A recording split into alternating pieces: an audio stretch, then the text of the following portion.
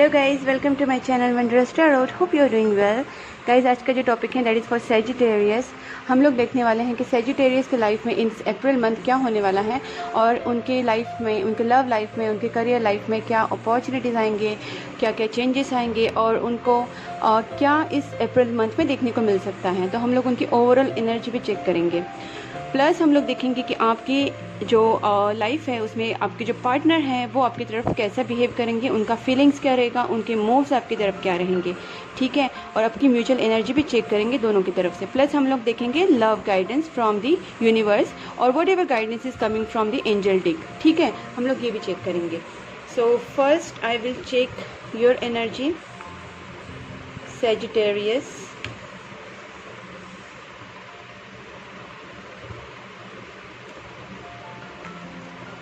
Let's see for Sagittarius उनके life में क्या होने वाला है in this April month.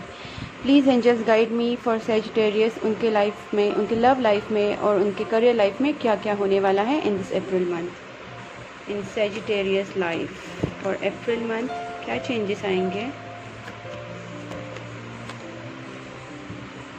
8 of Wands, the Hermit,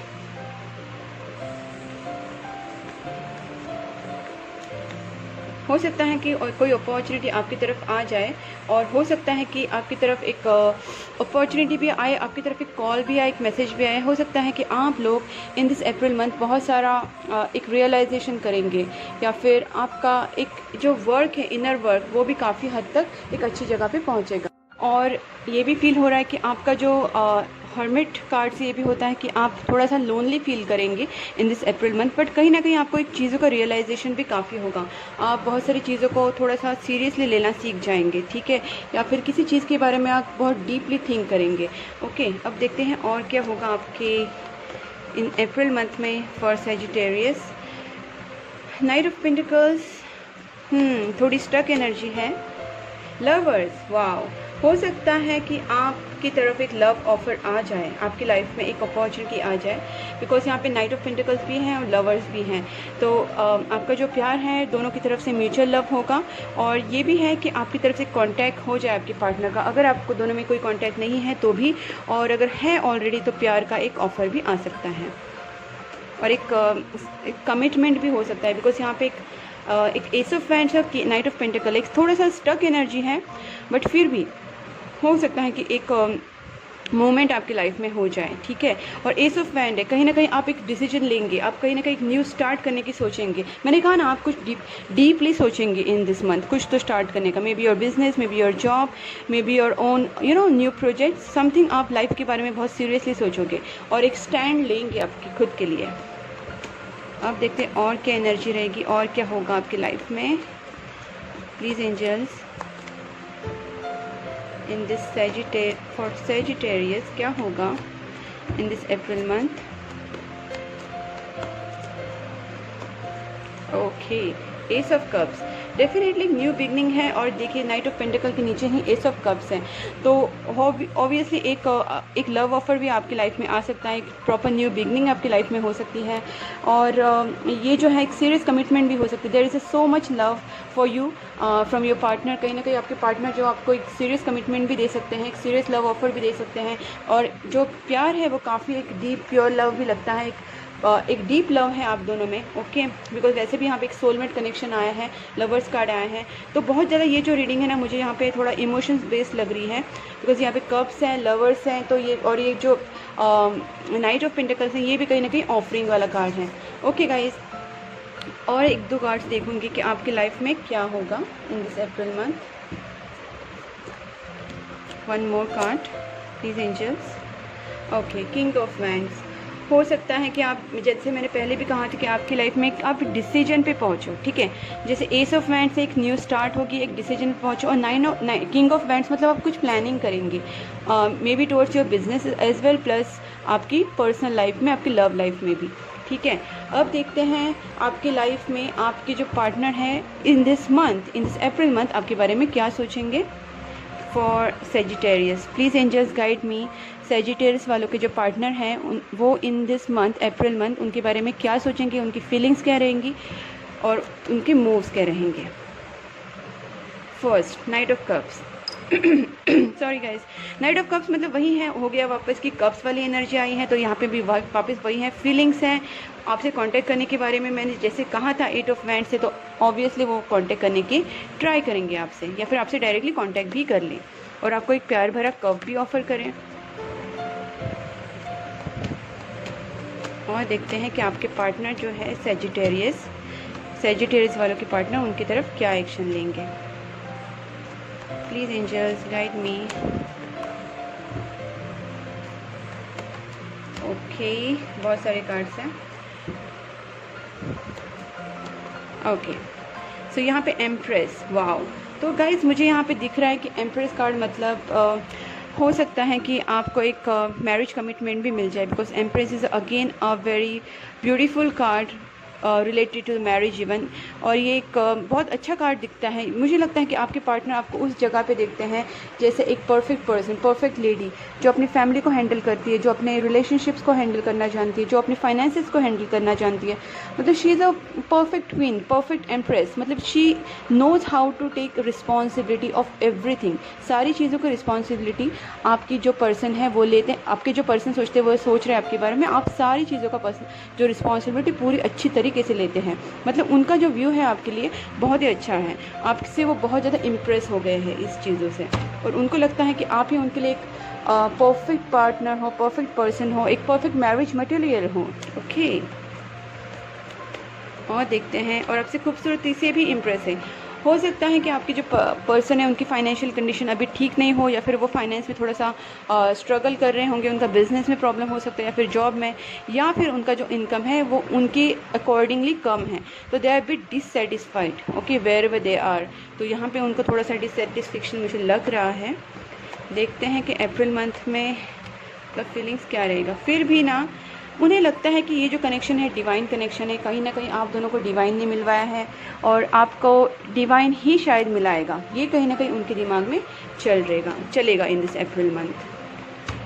और क्या है फीलिंग्स आपके पार्टनर की इन दिस अप्रैल मंथ, सेजिटेरियस की पार्टनर की feelings in this April month क्या रहेगी। 4 ऑफ पेंटिकल्स, पूरी तरीके से फीलिंग्स आपको जाहिर नहीं करेंगे वो, ठीक है। एंड 5 ऑफ स्वॉर्ड्स, हो सकता है कि उनका वही मैंने जैसे कहा कि उनका थोड़ा सा 7 ऑफ पेंटिकल्स, मतलब उनका जो थोड़े से नाराज़ हो सकते हैं जो भी सिचुएशन में है उनमें, वो बहुत ज़्यादा हैप्पी नहीं है, बिकॉज सिचुएशन उनके हिसाब से बहुत ज़्यादा अच्छी नहीं है।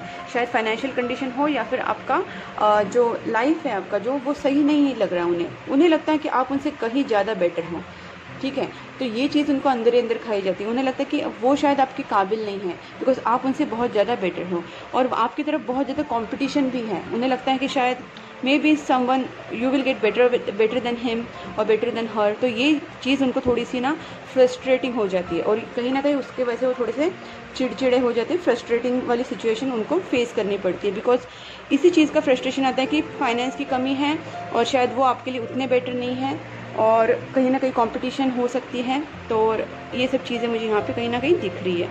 अब देखते हैं कि आपकी तरफ वो अप्रैल मंथ में मूव क्या लेंगे।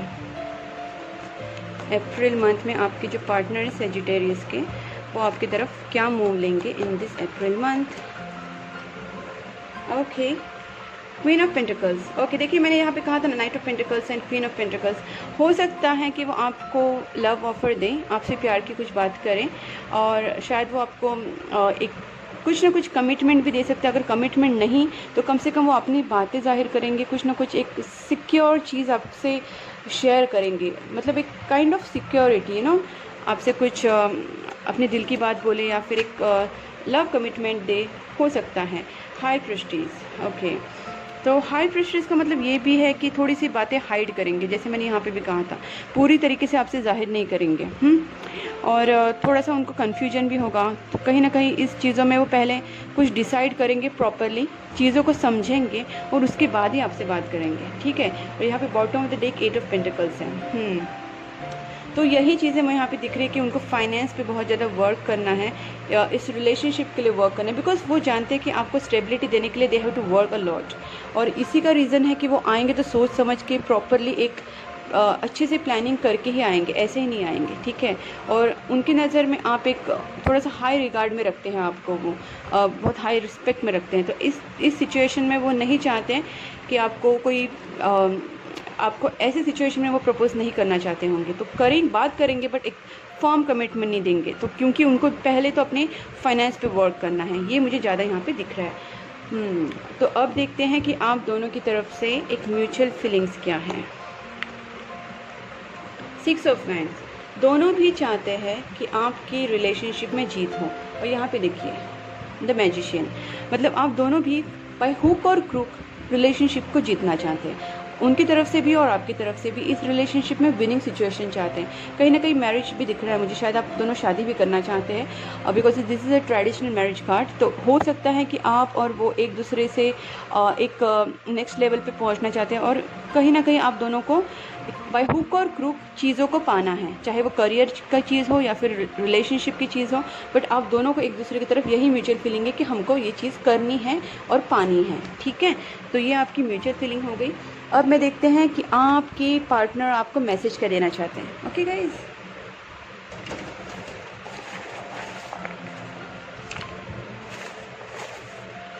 Okay, so first message, the more I push you away the more I long for you. हो सकता है कि आपको इन दिनों वो शायद थोड़ा बहुत इग्नोर करते रहेंगे, बिकॉज यहाँ पे फ्रस्ट्रेटिंग या फिर आपसे चिड़चिड़े हुए बातें करते होंगे, आपसे ठीक से बात नहीं करते होंगे।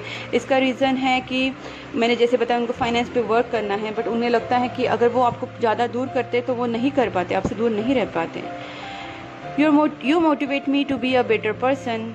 मैंने कहा ना, आपको बहुत ज़्यादा हाई रिगार्ड्स में रखते हैं, वो आपको बहुत अच्छी पर्सन मानते हैं।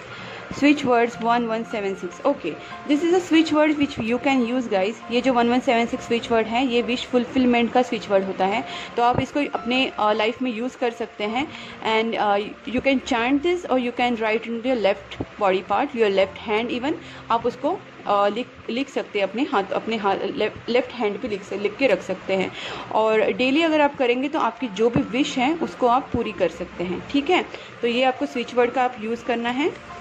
दूसरी बात है सेल्फ लव इज़ वाइटल। आपको यूनिवर्स बता रहे हैं कि आपको सेल्फ लव भी करना है, अपनी केयर करनी है, अपना मेंटल इमोशनल बैलेंस रखना है। I can't wait to start a family with you.